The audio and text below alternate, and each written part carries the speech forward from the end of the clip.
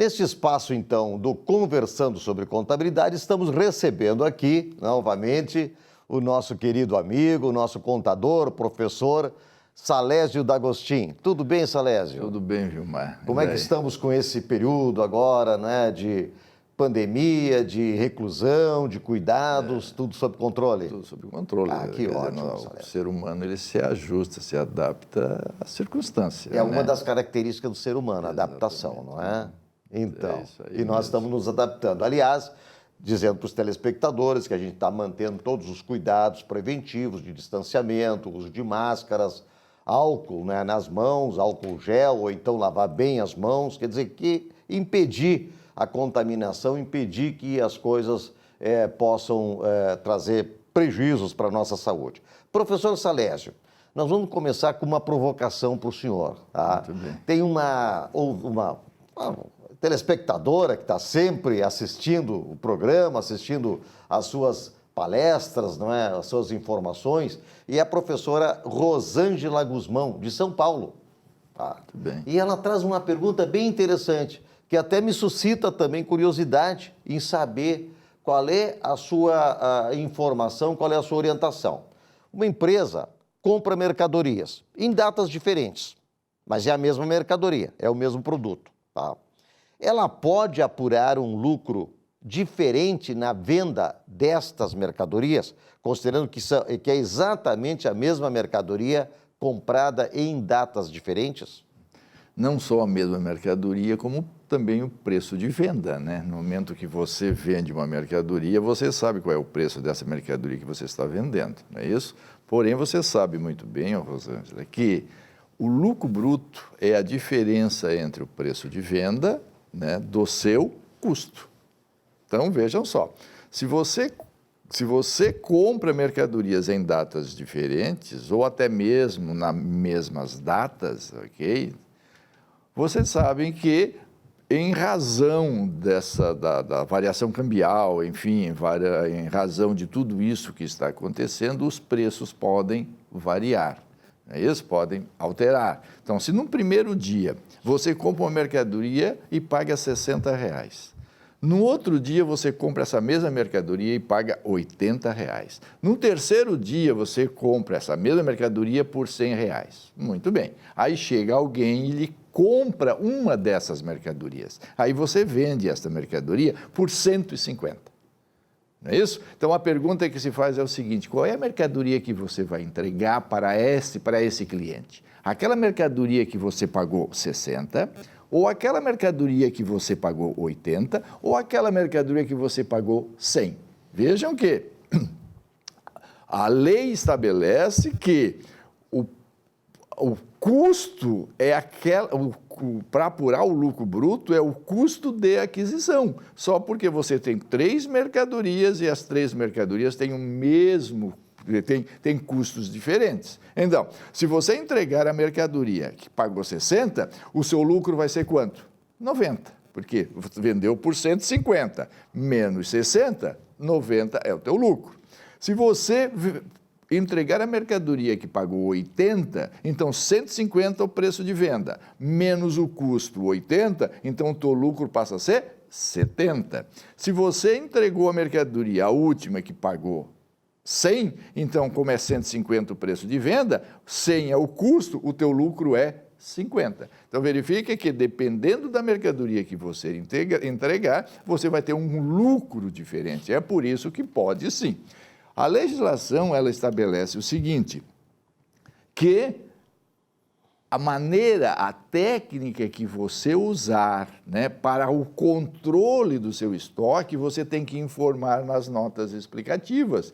Por que isso? Porque as informações contábeis servem de instrumento para o contador fazer as suas análises. E ele sabe, se você usou como método para apurar o teu custo, o primeiro que entra, o primeiro que sai, que é o PEPS, não é isso?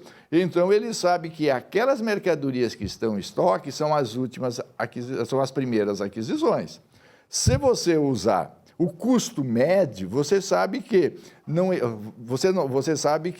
é uma média que que você calcula sobre todas as compras. Então, o custo médio, no caso, seria 60, 80 e 100. Então, você teria um estoque de 3 mercadorias por 240, dividindo por 3, né? Então, o custo médio seria 80. Então, você tem que informar, foi usado o custo médio. Ou se você usar o EPS, você tem que informar, olha, o método usado é o EPS, é o último que entra, primeiro que sai. Isso quer dizer o quê? Que está no estoque as primeiras aquisições. Tudo isso são informações para o contador, quando for fazer a análise.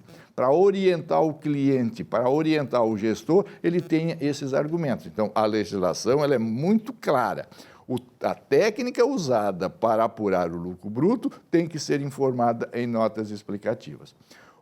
A Receita Federal, ela não permite que se apure através da utilização do método UEPS. Ela só autoriza o custo médio e o preço de reposição, a última aquisição, tá? Que é o PEPS, tá bem? Por que isso? Porque como nós vivíamos num período inflacionário bastante elevado, se nós adotássemos o EPS, o que estaria em estoque seria as primeiras aquisições. Como o sistema inflacionário era bastante galopante, era bastante elevado, as mercadorias que ficavam, então, em estoque eram as primeiras aquisições. Com isso, o preço era bastante reduzido. Com isso, nós tínhamos o nosso estoque subavaliado. E aí, então, a Receita Federal não permite a utilização desses fatos. Só por quê?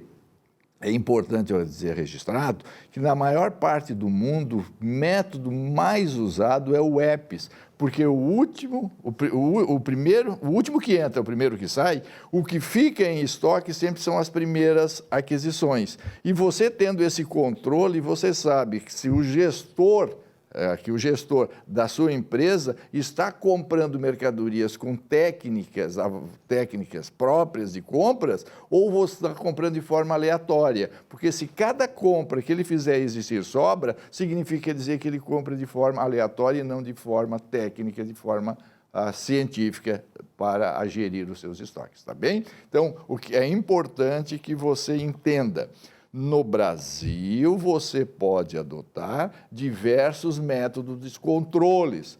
Hoje é normal as empresas adotarem somente o custo médio, mas você como um contador, você como um gestor de um negócio, é importante que você chame lá o programador e diga, olha, no meu controle de estoque eu preciso que você coloque não somente o custo médio, mas também os demais métodos, que é o EPS e o PEPS, que é o primeiro que entra, o primeiro que sai, o último que entra e o primeiro que sai, para que eu possa, com isso, avaliar qual o método que eu vou usar para melhor gerir os negócios, para fazer com que os recursos daquela empresa sejam mais bem aproveitados. É uma questão de planejamento tributário. Então, Rosângela, respondendo de forma objetiva, você pergunta, uma empresa pode apurar lucro diferente na venda de uma mesma mercadoria? Sim, dependendo do método que ela usar no controle do seu estoque. Professor, essa questão do método, ela diz muito respeito à situação econômica do país ou à variação cambial. Se a situação econômica do país ela for sempre numa inflação positiva, menor ou maior, enfim, mas uma inflação positiva, tá? Eu entendo que o método EPS, que é o famoso last in, first out, tá?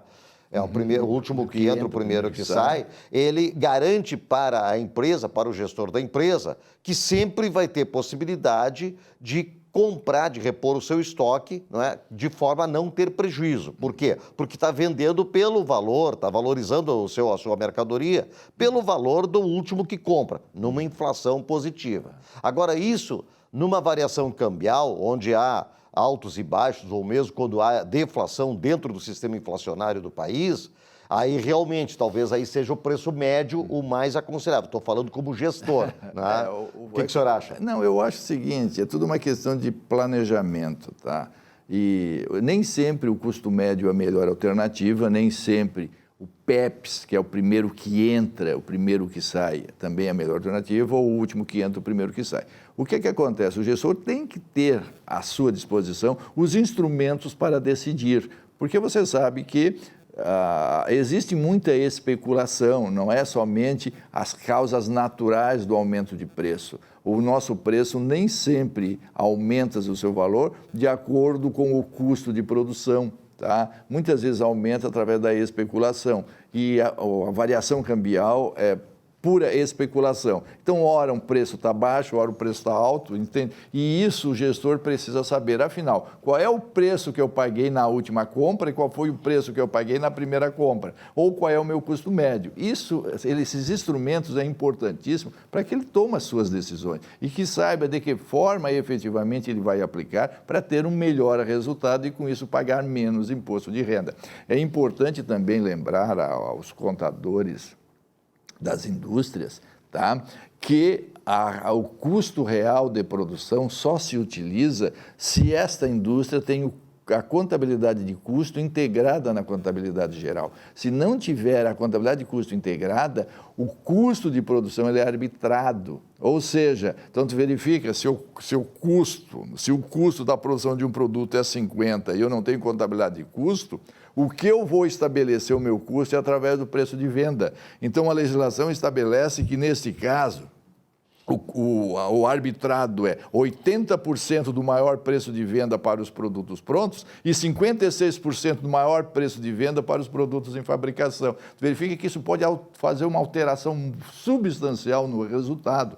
É por isso que é importante essas informações constarem em notas explicativas para verificar se aquele resultado foi realmente através do resultado real ou através de um arbitramento, através de uma manipulação. Então, isso é muito importante, o contador tem que estar muito atento a isso. Só para finalizar, nós já temos 1 minuto, professor Salésio, e aí também, de novo, como gestor, eu lhe pergunto, aquela questão do estoque está parado há muito tempo e não sai, tem que desovar esse estoque. O que o senhor sugere em termos de cálculo de custo para fazer essa precificação? Veja só, isso é uma questão de capital de giro, tá? Exatamente. Capital de giro. Então, o gestor tem que saber se aquela mercadoria ela é uma mercadoria que ele vai vender ou uma mercadoria que está praticamente sem condições de venda. Ele tem que buscar as alternativas. Se aquela mercadoria, se ela está estocada, eu não consigo vender, eu tenho que desová-la para poder fazer capital de giro. E com isso eu tenho que buscar todos os mecanismos fáceis e disponíveis para vender o mais rápido possível. Muitas vezes é até melhor vender abaixo do preço de adquisição, mas ter um capital de giro do que ter uma mercadoria que está estocada que não tem utilidade nenhuma. Isso é uma questão de gestão.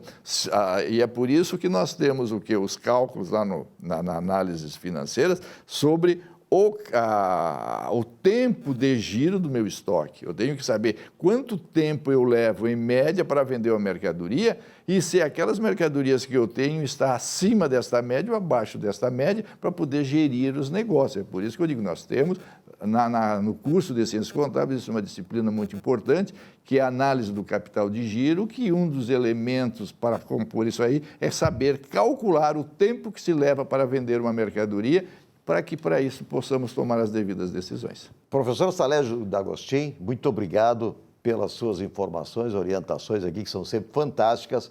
Agradecemos aos telespectadores e continue conosco. Estamos encerrando, então, o bloco Conversando sobre Contabilidade.